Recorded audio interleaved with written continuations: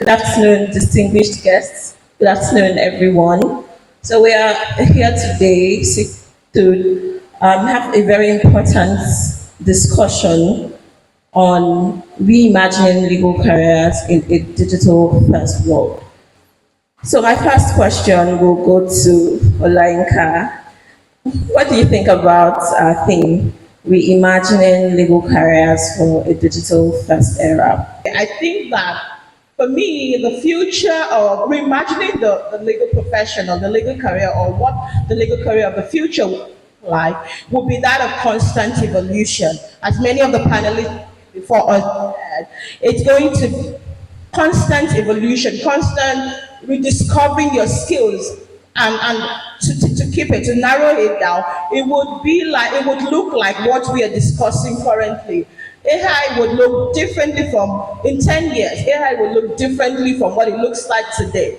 You know, my husband works as a as an engineering manager, and sometimes they do crazy things, and I look at it and my head is blown, and I'm like, okay, we can't keep up with this. So when Ebiere said, what will the future of, how many of you believe that AI is coming from your job? I personally believe it because I have seen it. I have lived it.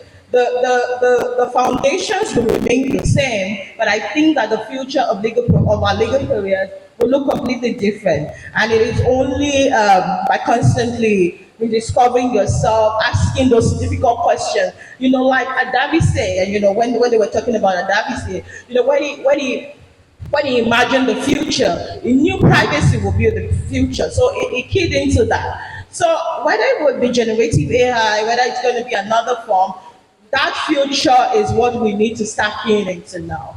So I hope that answers the question.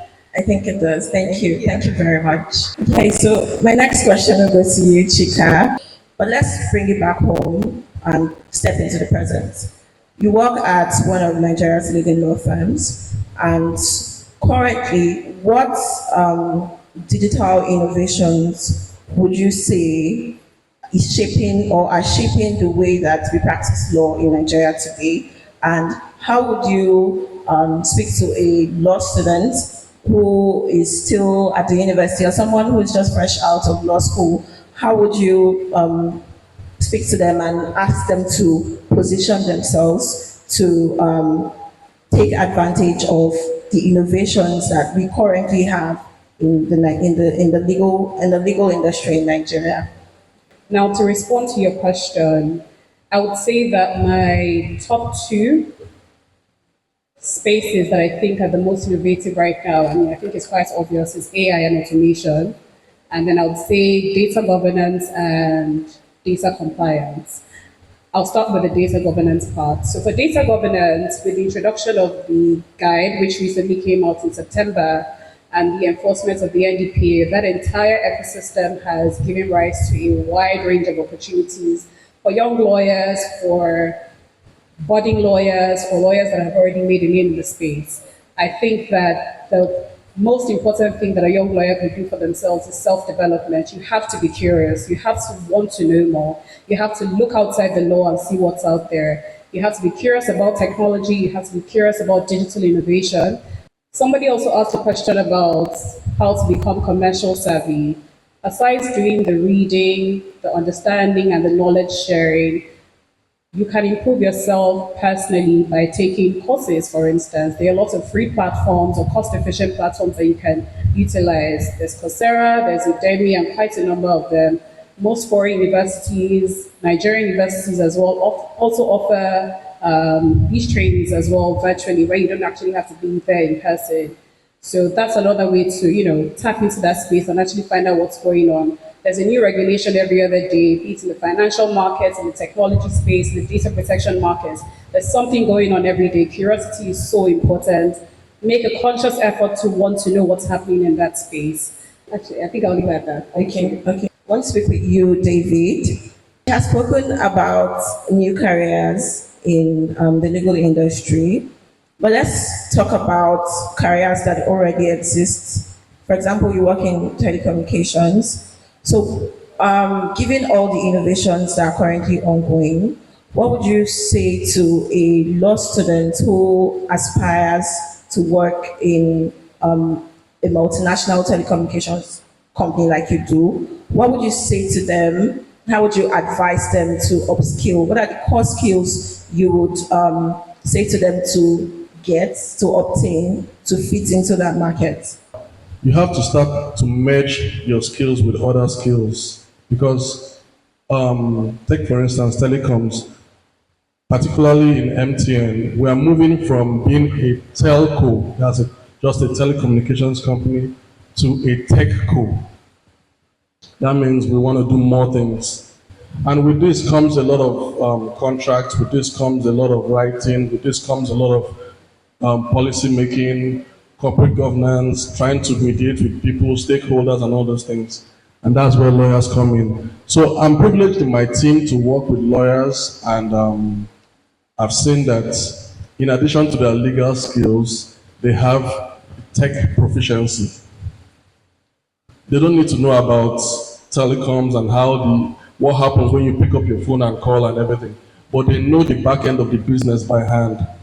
So beyond your legal profession, you have to have the tech proficiency. You have to know the lingo of the tech world. You have to get engaged with artificial intelligence. You have to get engaged with every tool that will make your job easy. You are not going to be called to say or to write down a policy for 3G because 3G is behind. You have to look forward. You have to grow as fast as the age is growing. People that are thinking in that direction are the ones that will be called to the table. Yes, Tolu. it's your turn. So let's look at our justice system. What key reforms do you think are essential to bring it up to speed? It's very interesting you reference the reforms in the system because if anyone has been to court, you may have experienced firsthand how slow the wheel of justice moves because of the archaic system.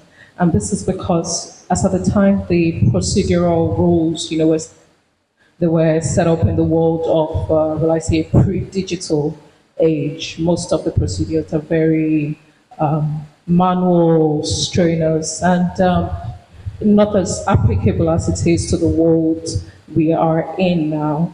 So to keep it simple, I would say two things. Digital infrastructure has to build it. I have not been to any court in Nigeria that has Wi-Fi.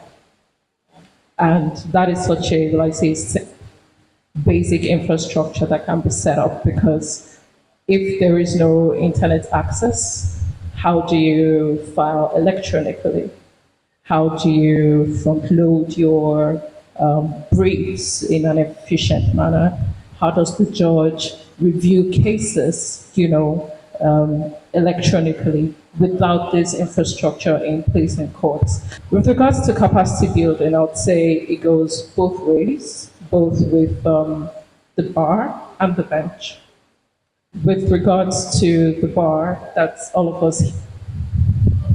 We talked today about how to stay informed, to stay close to the times so you're not, you don't have, a career atrophy because what you know is just all you learned in school and you've not opened yourself to new knowledge. So staying informed, staying abreast of the times. A lot has been said about that already. There is a lot of work for us to do.